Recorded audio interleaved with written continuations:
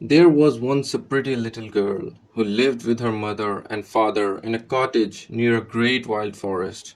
One day, a messenger brought her a present from her grandmother who lived on the other side of the forest. I wonder what it can be, she said, as she took some scissors and began to cut through the string.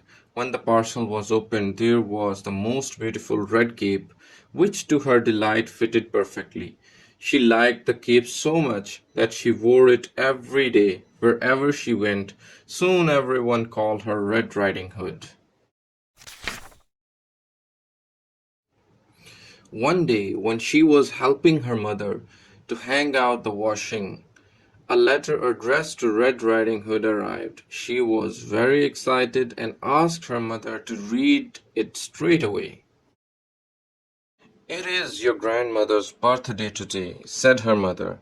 "She wants you to have tea with her this afternoon."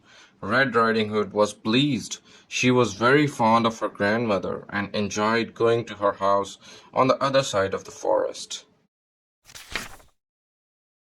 Red Riding Hood decided to take her grandmother some birthday presents. Her mother found her a basket and they packed it with 6 brown eggs, a pot of honey, some cheese, and a large, round fruit cake. When her father heard about the visit, he shook his head and looked very worried. He was one of the king's woodcutter and knew all about the wild forest and its dangers.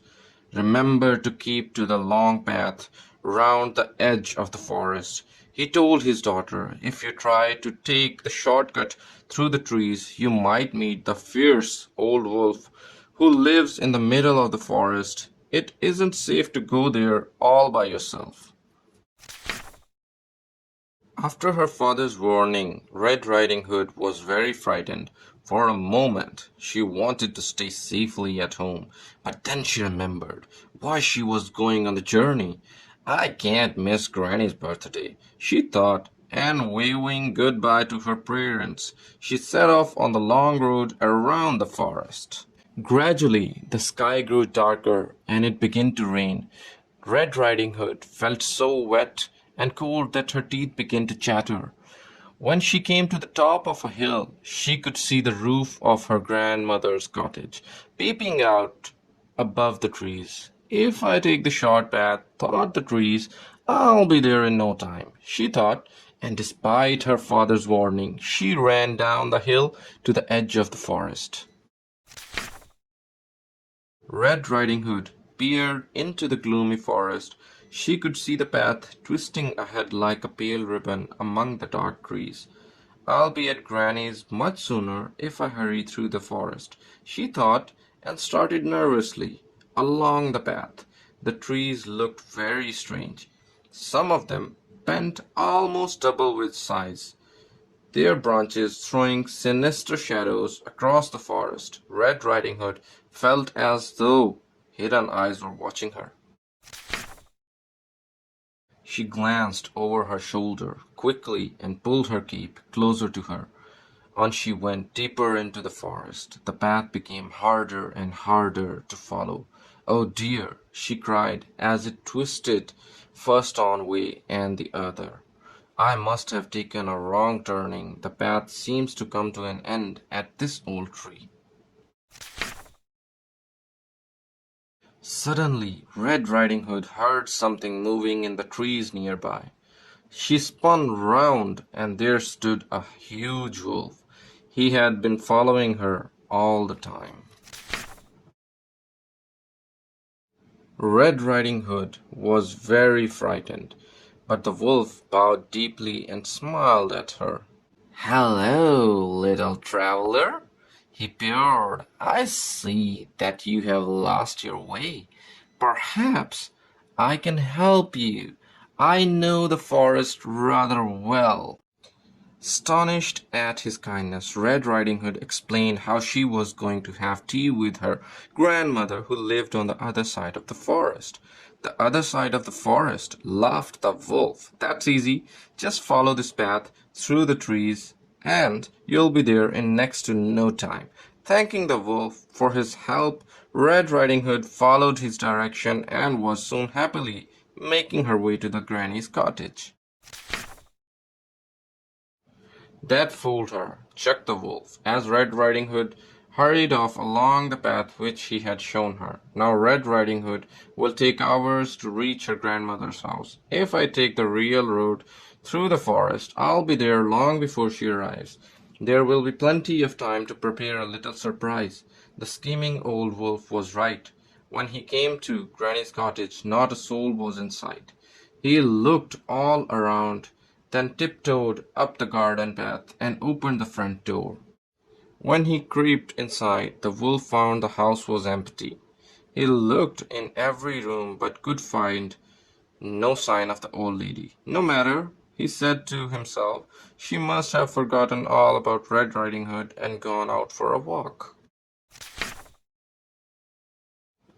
At last Red Riding Hood came to her grandmother's cottage. She reached up and knocked at the door. "Come in, child," said a thin, quavering voice from inside the house. "I've been expecting you." To her surprise, Red Riding Hood found the room in the darkness and her grandmother sitting up in the bed with the covers drawn around her. "It's 3 o'clock in the afternoon," she exclaimed. "Really?" said her grandmother. "I must have overslept. Come closer and let me see you." "Why, Granny, what big eyes you've got!" said Red Riding Hood, peering through the shadows. "All the better to see you, dear. And what big ears you've got!" Red Riding Hood continued nervously. She began to feel very uneasy. She wasn't even sure that it was Granny. "All the better to hear you, my dear," smiled grandmother.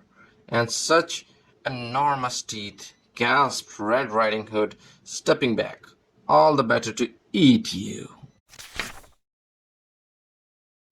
At this the wolf sprang out of bed and snapped his cruel white fangs at Red Riding Hood. "I know I'm going to enjoy my dinner," he snarled and chased her round the room. "Help!" shrieked the poor girl. "The wicked wolf is after me. Oh, somebody, please help!" No matter where she ran, the wolf seemed sure to catch Red Riding Hood. Then all of a sudden the door flew open, and there stood her father with his trusty crossbow. He took careful aim and killed the wolf with a single shot. "It's all right," he said as he comforted Red Riding Hood. "The wolf won't harm you now. But what about poor Granny?" she sobbed. "The wolf was here when I arrived. How did he get into the house?" "Don't you worry about her," laughed her father. "Your grandmother is far too clever to be taken in by a sly old wolf in search of his dinner."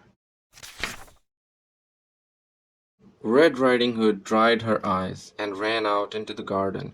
Sure enough, there stood her grandmother, overjoyed to see her Red Riding Hood safe and sound. "Oh, I'm so pleased to see you!" she cried. "I was picking some flowers to put on the table when I saw that nasty old wolf come creeping through the trees. I hid behind a bush until he had gone into the house, and then I ran to the village to fetch help as quickly as I could. I met your father on the edge of the forest, and we hurried back to find you. I should have known it wasn't you," laughed Red Riding Hood as she hugged her grandmother. "His ears were too big." Her father came out of the house, holding Red Riding Hood basket. "Let's fetch your mother and have our picnic in the woods," he said. And so Red Riding Hood had a birthday tea with her grandmothers after all.